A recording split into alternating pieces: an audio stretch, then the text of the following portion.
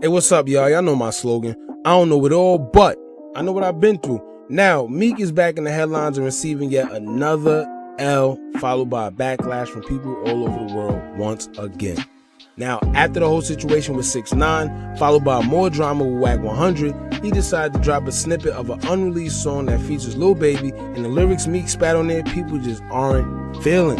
Now, he made a punchline that referenced Kobe and his death, and he said this, quote, "And if I ever lack, I'm going out with my chopper, it'll be another Kobe," end quote.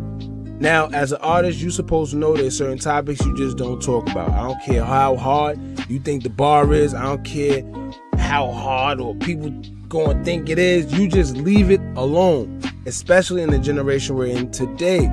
Now, we're living in a time where everything is touchy and the smallest things can get you on the shade room, followed by thousands of comments criticizing you before they even know whether it's true or not. Now, it's scary, and I always go back to what Malcolm X said. He stated this: America has one of the most powerful weapons of them all. It's no bomb and it's no gun. It's the media. Alright? It has the power to make a wrong person seem right and a right person seem wrong. And that's just so true. And we see it today, man.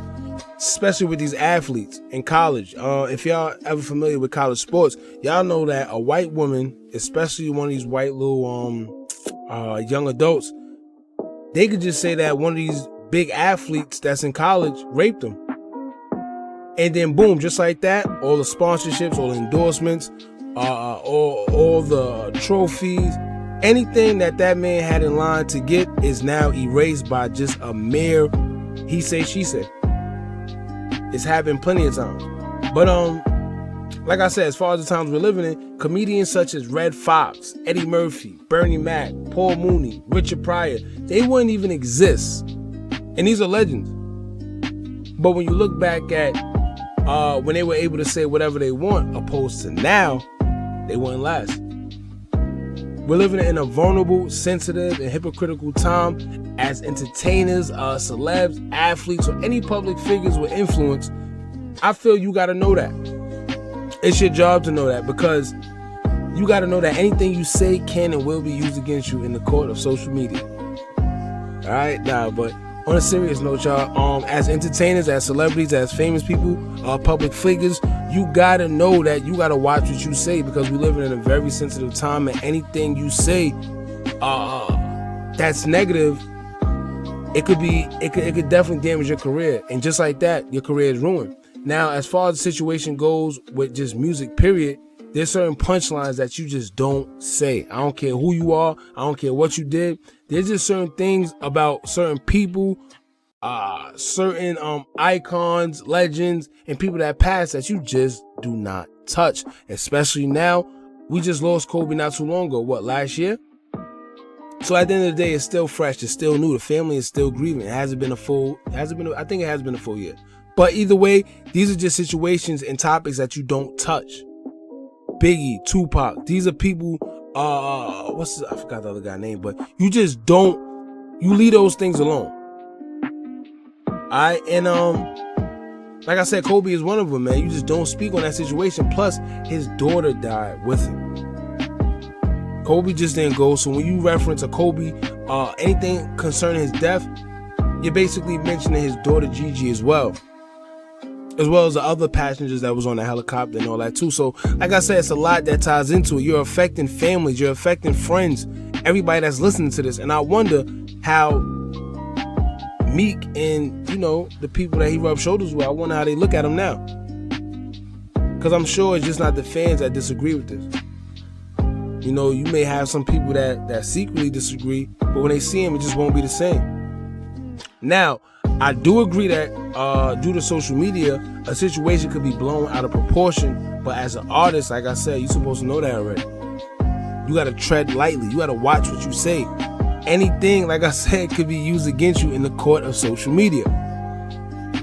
Now, of course, Wack 100 had to chime in, and he took to Instagram to say this. He said this: "Some metaphors should not be used. Pretenders struggle to pretend when it's not authentic. One man don't speak for Philly. Rest in peace, Kobe and Gigi." Now, he was actually right. However, I can't take advice from someone who does the same thing when he has the nerve to speak on Pac and Biggie as well. Not to mention, he isn't slick. He's trying to use the whole reverse psychology role by getting the people on his side and, in his little back and forth with Meek by using emotion and sympathy that the fans got for Kobe. Like, he's just not slick. I peep it off. However, he does make a point. In this instant, I'll listen to the message and not the messenger. Because he does have a point, man. You just don't talk about certain things like this. And I don't know, Meek, like, who does he have around him where somebody actually okayed him to say the bar that he said? Nobody was there around him like, yo, like, listen, bro, you just bugging.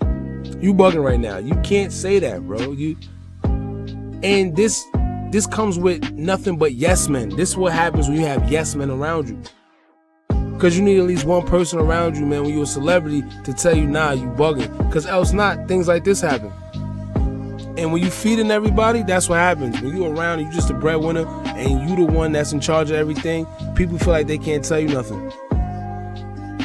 So, like I said, things like this happen. Now, we all know every year Meek takes at least 2 to 3 L's, and his stubbornness kills him every time because he stands by whatever it is he does, and he gets crucified for it.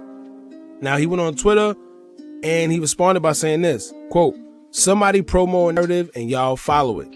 Y'all internet antics cannot stop me. Things like this, Zombieland," what he said? Oh, this is like Zombieland or something, LOL. Now, he then followed with another tweet saying, quote, "They paying to influence y'all now. It's almost like mind control. Wake up." Now, guess what, right? This could very much be true because we're already aware that a lot of these blogs are in fact paid off by one party to slander other parties at times. So, yes, that happens. That does happen. We know this. And, I feel, and I've been expressed this in a lot of my other videos, that media, like I just said, play a big part in programming a lot of people. And it is like mind control. But, however, no, Meek, you can't escape this one. You did it to yourself this time. Nobody paid anybody to do anything. You did it to yourself on a touchy topic that a lot of us still are grieving about. Like, Kobe had real fans. That's not something that you could dispute. You did that on your own. Sorry. Now, can people be making a bigger deal of it? Yes and no. And like I said, Kobe's death was a big thing. Not to mention, it's a death nonetheless. And you can't tell people how to react when a death is involved. So you can't just sit there and be like, oh, they making a big thing of it. Nah, you don't know how people are feeling towards this man's death, along with his daughter. All right, that's like making a punchline about Nipsey Hussle's death. Yes, and there's a lot of punchlines and metaphors you can make out of Nipsey Hussle's death. A lot of, you can play with the hustle, this hustle. Like, but do you really want that smoke? Do you really want that backlash? Kodak Black tried it when he made slick comments to Lauren London, and y'all see how they crucified him. So, come on, man. All I'm saying is we gotta be a little smarter with our decision making. And that's all I got to say, man. Let me know how y'all feel about this. Was Meek right? People were just overreacting, and maybe the blogs and media is just making it out to be more than what it is? Or did Meek really mess up and he just need to apologize and, tuck his pride in? Let me know in the comments below, man. Don't forget to like, comment, share, and subscribe. Hit that bell so you're notified every time we drop new content. And remember, as long as y'all keep on watching, I'm going to keep on dropping. And I'm out.